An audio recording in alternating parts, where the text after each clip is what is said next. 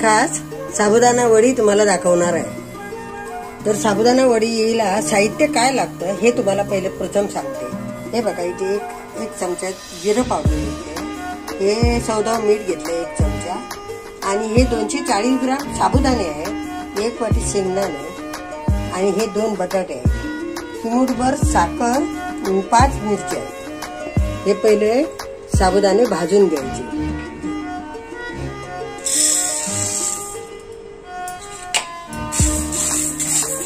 Medium भाजायचे। हे बघा, एवढे भाजून घ्यायचे असे। हे आता मी काढून घेते। हे बघा,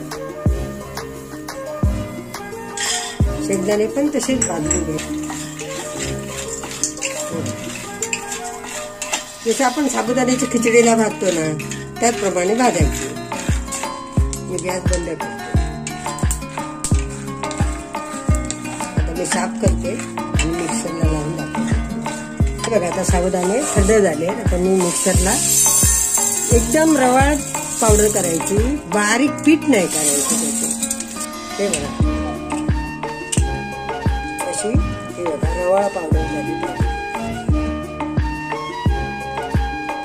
शेंगदाणे मी बारीक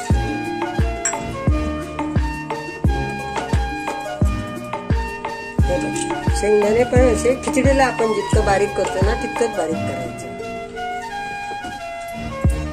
आता मी मिरची बारीक करून घेते। मिरचीची भरड करायची, असं बारीक म्हणजे काय पाणी नाही घालायचं, त्याच्यामध्ये पाणी बिलकुल वापरलेलं नाहीये। हे बघा, मिरची अशी जाडसरच भरडच काढून घ्यायची। बटाटा असा किसून घ्यायचा, असा किसून घ्यायचा। आता हे बटाटा किसून झालेले आहे, हे सगळं बारीक केलेलं आहे।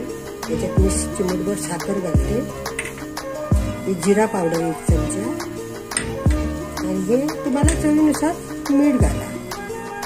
हे सगळं एकजीव करून घ्यायचं। त्याच्यात पाण्याचा वापर कुठेही केलेला नाहीये आणि करायचा पण नाहीये। यात बटाट्यामध्ये सगळं ते एकजीव होणार। हे बघा, अशी पोळी तयार करायची आणि मग सुरीने कापून घ्यायची। हे बघा, तर मग मोठ्या पाहिजे असतील तर मोठ्या करा, छोट्या पाहिजे असतील तर छोट्या करा, एकाच्या 2 पण करू शकता।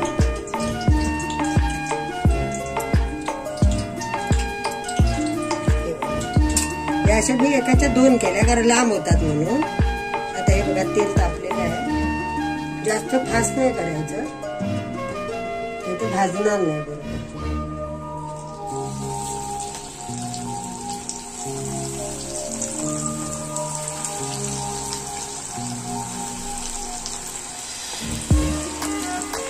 एक मध्ये भाजून झाली की परतायची। एकदम सोपी रेसिपी आहे, नक्की करून बघा तुम्ही। एवढेच भाजायचे, जास्त भाजायची गरज नाही। तुम्ही ही डिश नक्की करून बघा। ही साबुदाणा वडीची माझ्या आईच्या चॅनलला नक्की सबस्क्राईब करायला विसरू नका। तोपर्यंत आम्ही नेक्स्ट व्हिडिओ तुम्हाला घेऊन येतो।